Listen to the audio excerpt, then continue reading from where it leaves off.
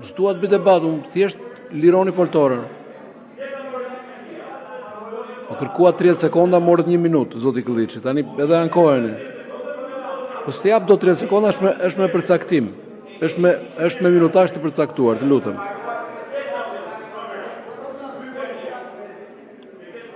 Dy fjali, ju lutem. Dy fjali pra, në rregull, ha. O Taulant, ja 2 fjali, pa merak. Ata nuk kanë para, siç ti e di shumë mirë. Nuk kanë zyrë arkitekture, nuk kanë kontrata miliona euro, nuk shfaqin luks. Ata kanë vetëm ndërgjegjen e tyre. Dhe historia na ka mësuar një ligj vetëm, Taulant, kur ndërgjegja e qytetarit përplaset me arrogancën dhe lakminë e pushtetit, në fund për herë fiton qytetari. Ju faleminderit. Faleminderit. Zoti Balla.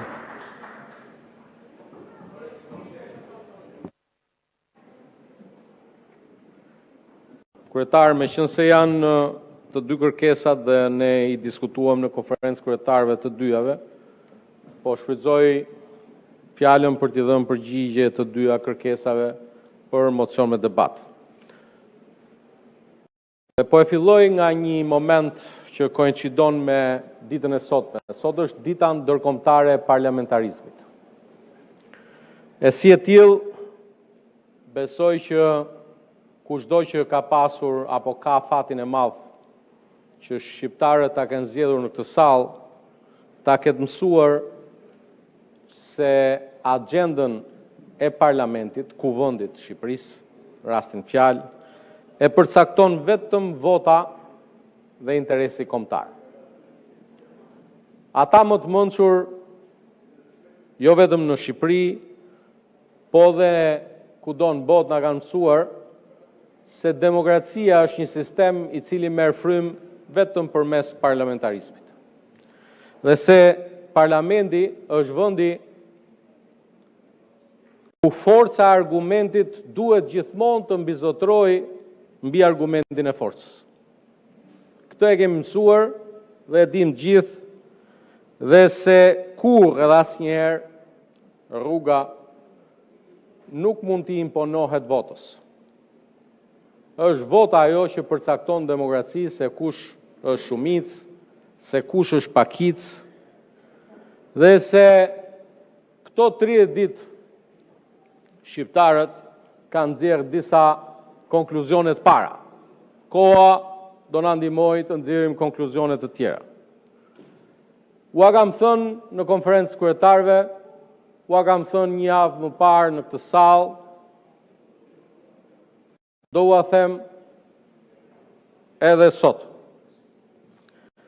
Mua më duket se ju po vuani nga sindroma e Stockholmit.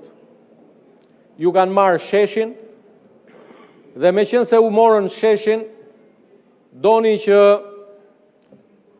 të bashkoni me ata që ju kanë marrë sheshin. Edhe pse ata ju anatemojnë udhëheqësin. Dëgjova këtu një deputetin tuaj që në një lojë fjalësh për emrat e forcave tona politike ra në kurthin e harresës mbi faktin se sot në krye të Partisë Demokratike është një sekretar partie. I vetmi sekretar partie në krye të një partie politike sot në Shqipëri. Dhe njëkohësisht edhe varkëtari I varkës së diktatorit Enver Hoxha, I cili gëzohej kur Enveri I jepte dorën. Por shok mes jush, shumë prej jush që gëzoni kur protestuesit thirrin Berisha në burg. Sepse me të drejtë e shikoni këtë si të vetmin shpëtim nga Saliu. Ka këtu mes ju që doni të shpëtoni nga Saliu, këtë e di unë, u bëm kohë bashkë. Edhe shkoni aty në protestë me shpresën që ne se heqim do të Saliun, po do Zoti na e heq protesta Saliun. Ndoshta u heq protesta Saliun, por një gjë protesta I arriti. Ju protesta ju mundi, ne protesta nuk na mundot. Partinë Socialiste të Shqipërisë nuk e mundot askush.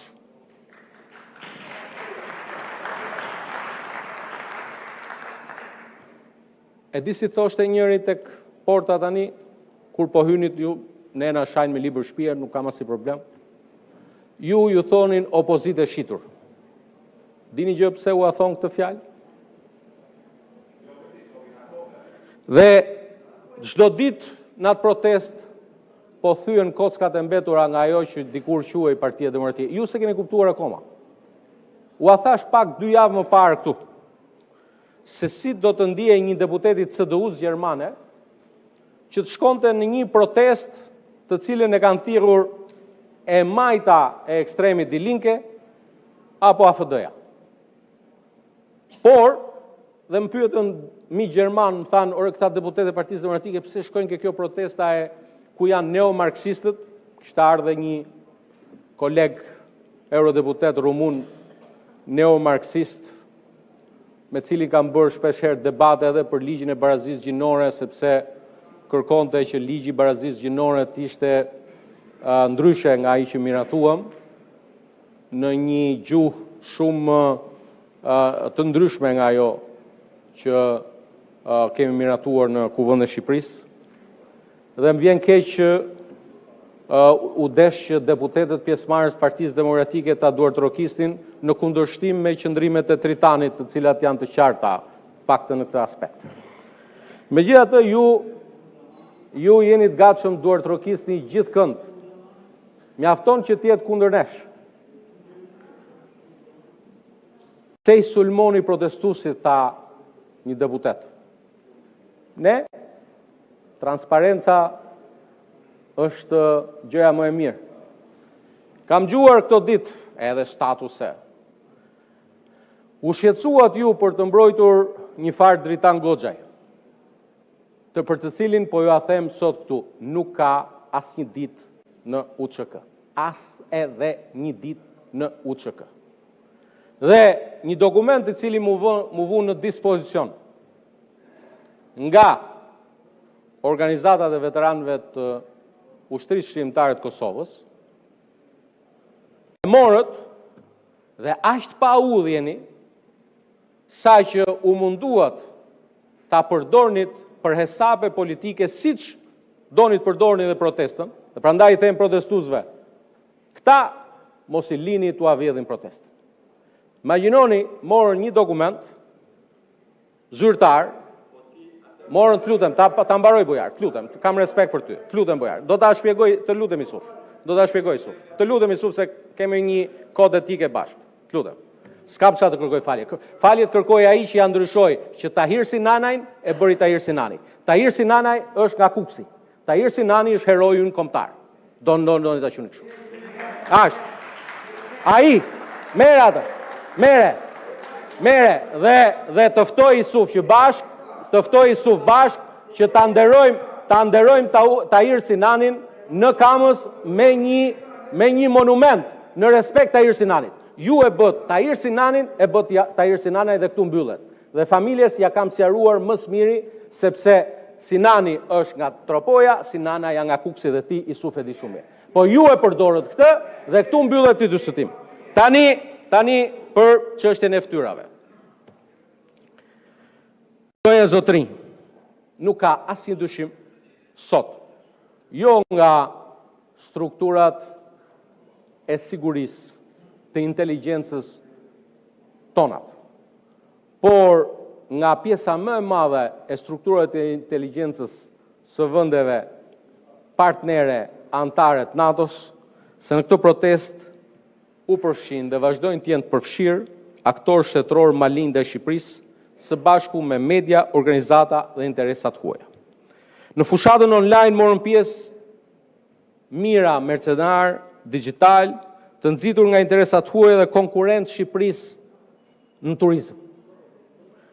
Interesimi ndërkombëtar nuk lidhe as fare pak me flamingot apo me zvërnecin, por të gjithë e dim që ky interes ndërkombëtar, i cili po kulmon tani në fushatën midterms për Kongresin dhe për Senatin Amerikan, me emrin e Jared Kushner dhe konfliktin me presidentin e nderuar Amerikan Donald Trump. Dhe Shqipëria u përfshi një luftë digjitale, globale, pa qenë vetë për asnjë ditë objekti real i kësaj. Tani, regjimi iranian është këmbë krye i përfshirë si burimi i aktivitetet sponsorizuara digjitale, ndërsa aktorë tjerë të huaj po kontribojnë, kam dhe 10 minutë që në tjetër kryetar, po kontribojnë për të financuar këto lloj lufte hibride. Në protest natyrshëm janë përzier edhe vëllezër e motra tanë nga Kosova, Maqedonia e Veriut dhe territore tjera, të cilët u mobilizuan, do të thoja deri në këtë moment, më shumë përmes valës së dezinformimit se sa përmes përfshirjes së përmes ndonjë force politike apo ndonjë arsye tjetër, të paktën deri në këtë moment. Por mendoj që se dëgjova përfaqësuesin tuaj nuk tha asnjë fjalë për protestën, mori një libër për të cilin kryeministri Rama e ka dhënë përgjigjen. Unë po flas për protestë. Dëgjoj, ka aty protestues që kanë më shumë kredibilitet se sa ti, edhe se sa vetë organizatorët. Ka aty elementë të cilët duhen dëgjuar dhe ne jemi gati t'i dëgjojmë. Por sot, zoti Klliçi, protesta është privatizuar nga një grup shumë i vogël pas një lloj legitimiteti publik. Dhe ky grup i vogël për cilin ne po bëjmë transparent, ka element të cilët nuk gjenden vetëm në Shqipëri. Në të gjitha vendet që kanë ndodhur ngjarje të tilla, element me një background kriminal përfshihen në aktivitete të tilla kundër institucioneve legjitime të zgjedhura me votë. Dhe mua më vjen mirë që ju vazhdoni të përfshiheni me kontributin tuaj për të çuar njerëz. Është gjë e mirë. Ju a thash, sindroma e Stockholmit është një sindrom që vështirësisht kurohet. Dhe mendoj që ju mendoni se kjo protest mund t'ju shpëtojë. E vërteta është krejtësisht ndryshe. Edhe ju bëni sondazhe, edhe ne bëjmë sondazhe. Sot Partia Demokratike e Shqipërisë është në nivelin e vet më të ulët historik. Nëse zgjedhjet janë nesër, Partia Demokratike vjen kuvend as me gjysmën e këtij grupi parlamentar që ka sot. Dhe kjo protest po identifikohet për fat mirë gjithnjë e më shumë me një protest që ka në vetvete përpjekjen tuaj për ta vjedhur arsyen pse lindi kjo protest. Por një gjë si këshill mund t'ua them. Kjo protest nuk i bën asnjë punë dhe nuk e shpëton Partinë Demokratike. Edhe sikur nesër në krye të kësaj proteste të dalë Saliu, nuk ju shpëton. Fryma reale e protestës është një frymë anti-establishment për ata që e kuptojnë, jo për ty. Dhe një gjë për ta kuptuar ti. Nga kjo protest nuk do të lindi dot një PD e re. Ndërkohë që ne PS-n falë zotit dhe kemi shumë të re. Dhe mund të lindin nga kjo protest vetëm parti të reja ideologjike, e majt radikale, apo dhe parti me natyrë të islamit politik, sikurse janë përfshirë. Dy fjalë për antisemitizmin në këtë protest. Do t'ishte në dinjitetin e kuvendit Shqipërisë, ashtu siç ka ndodhur në fakt në qëndrimet e pastra dhe të qarta politike të udhëheqësve kryesor politik. Për shqiptarët, gjua antisemite është e papranueshme. Për Shqipërinë, heqja e flamurit Izraelit dhe përdorimi i termit qifut si një fyrje janë zhvillime shqetësuese. Ne duhet të distancohemi të gjithë nga kjo gjuhë dhe nga ai akt. Shqiptarët kur nuk e kanë pas për zakon që të sulmojnë simbolet e vendeve tjera. Shqiptarët janë vendi që në luftën e dytë botërore mirë pritën, strehuan dhe mbrojtën hebrejt nga nazistët. Dhe për këtë jemi shumë krenarë dhe do të vazhdojmë të jemi krenarë. Shqipëria jone e përbashkët duhet pikërisht të vëheci përpara me këtë qasje. Dhe duhet kuptojmë gjithë që kjo protest e humbi kauzën fillestare. Ajo tani më ka ndryshuar identitetin e vetë. Organizatorët e saj nuk kanë as pak legitimitet dhe nuk janë transparent. Unë nuk i di kush janë organizatorët e vërtet. Ju që dilni dhe flisni në emër tyre, dilni këtu dhe na i thoni. Nëse ju keni marrë mandat prej tyre dhe ka shqetësim si antari këtij kuvendi prej 21 vjetësh për praninë elementëve radikal, anti-perëndimor, anti-amerikan, antisemit. Dhe prandaj, nëse një lëvizje që pretendon ndërtoj Shqipërinë e re, por riprodhon në mënyrën më të keqe zakonet vjetra politikës shqiptare dhe mungesë transparencë është gjë e parë. Nxirrni emrat. Thoni që keni bërë më parë në jetën tuaj. Kërkoni legitimitet dhe mos u merrni me interesa të ngushta. Partia Demokratike, zonën zotrin, nuk e ka legitimitetin ta përfaqësoj këtë opozitë. Këtë opozitë nëse doni, po dhe këtë protest. Dhe keni ardhur këtu me 2 mocione për debat. Në fakt edhe sikur të doja tani ta miratoni mocionin e parë për debat, e kemi të pamundur sepse me të njëjtat argumenta që kemi rrëzuar interpelancën, rrëzohet dhe mocioni me debat për kërkesat e protestuesve. Të dashur protestues, jo ju pa legjitimitet, po ju me legjitimitet. Ne nuk e pranojmë Partinë Demokratike, pra Partinë e Saliut, si ndërmjetësin tuaj me ne. Nuk e pranojmë dot këtë parti e cila u bë me ju pasi ju i morët sheshin. Negocioni me ta për punën e sheshit, po me ne duhet të flasim ndryshe. E dyta që ka të bëjë me kërkesën për mocion me debat për për rezolutën mbi raportin e komisionit. Po flas proceduralisht dhe 2 fjalë politikisht në fund. Proceduralisht nuk e pranojmë dot, sepse për të njëjtën çështje nuk mund zhvillohet një mocion me debat brenda të njëjtit sesion. E kemi zhvilluar mocionin me debat për raportin e komisionit vitit 2025 në 14 maj, ma pa mundson rregulloria dhe ua kam thënë këtë në konferencë kryetarëve. Megjithatë, si gjithmonë, edhe pse më shumë të sot jemi dhe në ditën e parlamentarizmit, plotësisht dakord ta kemi një mocion me debat për projekt rezolutën. Por jo në këtë formë kërkesës, por si një zgjedhje e ndërmjetme, mocionin me debat për rezolutën ta bëjmë në ditën që kemi dhe diskutimin e raportit të Këshillit Kombëtar të Integrimit Evropian. Në atë kohë e zgjerojmë pak kohën e debatit dhe bujrum hajde të flasim për rezolutën e Parlamentit Evropian.